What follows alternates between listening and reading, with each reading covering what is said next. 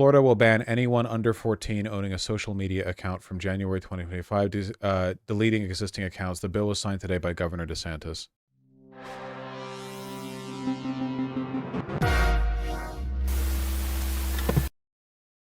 Companies can be sued on the kids' behalf and may be liable for up to $10,000 in damages each. How would you enforce that? How would you enforce that? The bill is expected to face legal challenges. Yeah, I bet.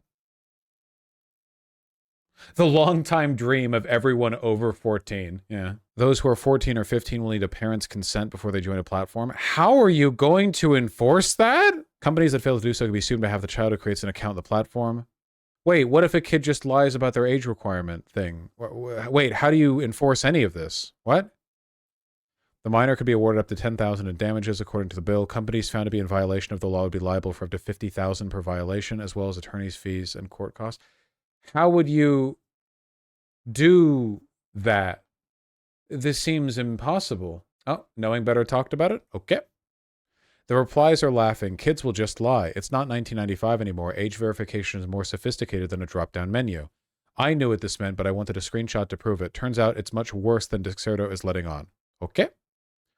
This law does what the article describes. It requires social media websites to delete any accounts from people under 14.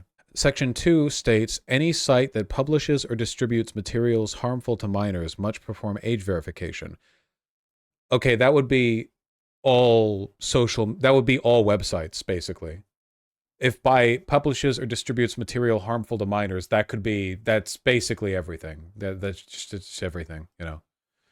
Sounds reasonable, but what is harmful material? The first answer you might think of is porn, right? That's definitely part of it. You know what else is? LGBTQ propaganda. Anything the average Floridian would consider to appeal to the prurient interest. That's a legal term for lustful thoughts. Anything having to do with nudity or sex. Note that both depictions and descriptions fall under the definition as well. The law states it must also not have any literary, artistic, political, or scientific value, but let's be real here. Florida already did this with books in libraries and schools. They're talking about material that depicts or discusses anything LGBT-related. The Texas law, which Pornhub protested a few weeks ago, which also requires age verification, is written the exact same way. All these news agencies seem to be burying the lead when they laugh about VPNs and being born on January 1st, 1900. What these laws mean in practice is you will have to enter your ID or use a credit card in order to prove you're 18 to even read about sex ed or LGBT anything. So then these sites are going to do the same thing that Pornhub did, and they're just not going to operate in Florida because they're not going to want to have state selective verification off of IDs. They're just going to, like, you just won't have social media in Florida. All right, nice. We're getting Florida off the goddamn internet. But then they'll win because it stops young people from organizing and educating themselves on that. Florida is going to sink into the sea in a few years anyway. I say this is great, you know. This is fantastic. Hey guys, you'll all finally be able to talk about the good stuff Castro did online without 70,000 people jumping into the replies saying, you know, my grandparents had all their slaves taken away from them by, yeah, this is it. It's time. Florida, afuera. Florida will become a second North Korea. Yeah, Governor Ron DeSantis pursuing a Jucheist approach towards state management, you know, a true self-sufficiency. They'll be out there wrestling gators for meat. I do feel bad for the people in Florida, you know? Like, there are a bunch of gay kids in Miami or whatever, you know. The whole point is to isolate them, right? That's what they want. The Nazi theory of queerness is that it's a form of degeneracy that infects a population like a disease. Governor Ron DeSantis is trying to, block off Florida, right? From the outside influence, from the gay propaganda. Now, I have been to Miami, and let me tell you, the gay propaganda is coming from within the house, okay? So, not exactly, yeah. No, sorry, the infection is spread. It was there a long time ago, you know? That ain't new. But yeah, it's sad. I mean, it really does seem like we're entering an era where, like, a bunch of red states are just going to wall off the internet because one, to make it a culture war thing, but at the same time, it's also because they just, you know, they want to, stop the spread. They think they can isolate their electorate. One other consequence this is going to have, though, is it's going to further slow the population growth in Texas and Florida. They got a lot of people for a while because the tech industry kind of moved out from the West Coast and people wanted cheaper housing. In addition to rent costs having skyrocketed in Texas and Florida, like, how many people do you think are going to willingly move to Texas when it's banned Pornhub? I know that sounds dumb, and there are plenty of people who don't use Pornhub, but that is just such a shithole country third world thing. Like, you would hear that when visiting Iran, right? Like, hey, welcome to Iran. Obviously, you can't access porn sites while you're here, because it's like, oh yeah, because this is like a weird, foreign, repressive, authoritarian, hyper-religious society, Sure. In the common imagination, even to a conservative, the idea of the government just essentially banning a site like that, it's very unappealing. Certainly to, certainly to your average tech worker, I imagine. So cons don't like this too. I think this is one of those things where the people who like this are the like loud, mom's concerned citizen, suburban boomer types or whatever. I don't really know. I don't think it works out well in the long run in terms of appealing to people. It's just weird to think about, right? Like, yeah, I don't know. Like, I'm speaking from a personal perspective here. I don't like porn sites, like live action porn sites or whatever. For reasons that have nothing to do with me being a furry, because I'm not one. I like drawn furry porn, like big 8 foot tall wolf guys. Uh, but the idea of being in an environment where Pornhub is banned anyway just feels very odd.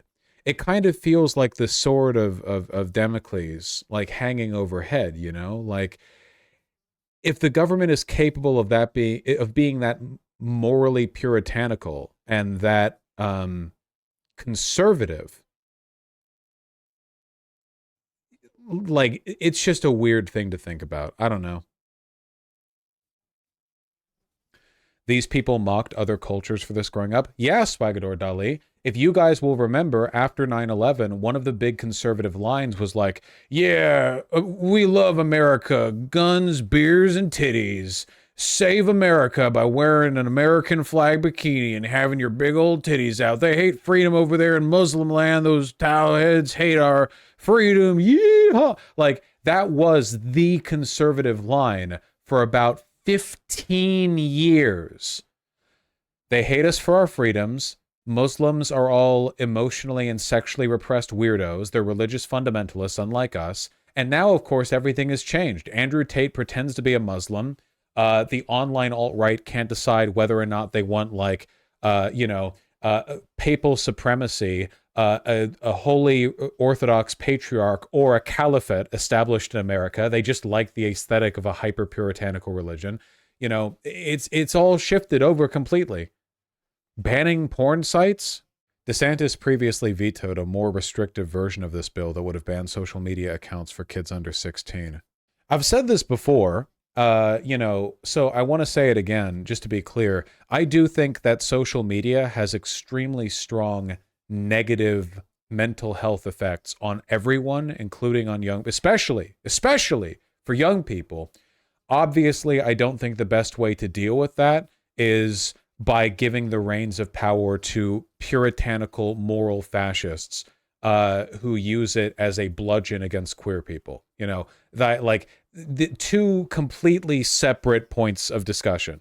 Do you think DeSantis will enforce this on Elon, Vosh? I guess we'll have to see.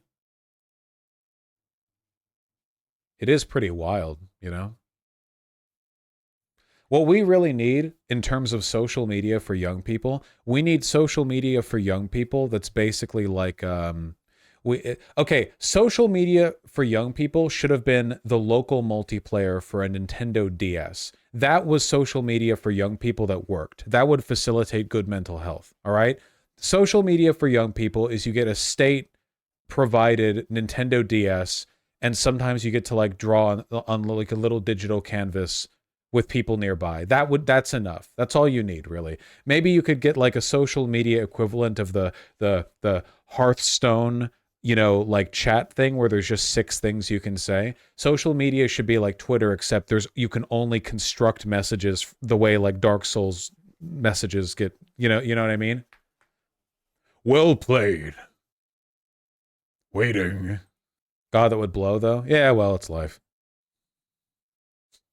Well met.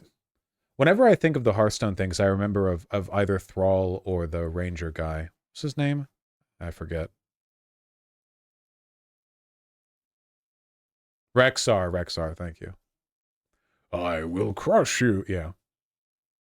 Anyone else feel like it really all did peak in Mists of Pandaria? I've played a lot of WoW, okay? That Mists of Pandaria really hit the big trifecta for me, you know?